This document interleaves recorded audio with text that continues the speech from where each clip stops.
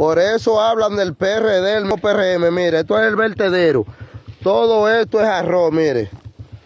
Debe dárselo a la masa pobre que tienen animales en la loma para los puercos. Mire, aquí esto es un desastre, aparte de lo que se llevaron todas las personas en vehículos, saco y todo, mire. Todo esto es arroz hacia el perímetro de adelante de la carretera. Mire, miren aquí. Todo esto es arroz. Vengan al vertedero de Pedernales ahora mismo para que vean. Y le está hablando una persona del PRM. Para que vean lo que hace esta gente de este gobierno. Malos coordinadores. Por eso es que no duran más de 4 años. Mírenlo ahí, mírenlo ahí.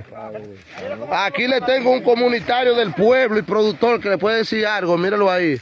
Bueno, amores. Señores, esto da pena, señores. Esto da pena. Yo entiendo que el Estado Dominicano, en vez de botar ese arroz, así tirarlo en el vertedero, debió juntarse con las asociaciones de ovinocaprinos, la cooperativa ovinocaprina.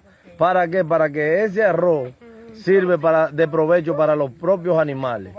Y según ellos, estamos en chivo, estamos en esto, estamos en lo otro, pero ¿y cómo lo botan? Donde eso es un cereal para los animales. Señor. Mire, todo esto es arroz en el vertedero municipal de Pedernales, camino hacia la Mercedes. Y esto no es nada para lo que hay en la vía de acceso de la comunidad de la Mercedes. Señores, esto no hay que callar la boca a nadie. Mire, todo esto es arroz, sea entero, sea en grano, pero eso no fue debido de botarlo aquí en el vertedero. Por eso es que hablan de estas acciones, más las acciones de este partido.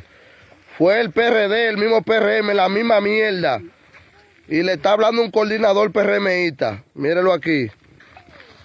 Vidal Terrero es mi nombre, de la sección La Mercedes, señores.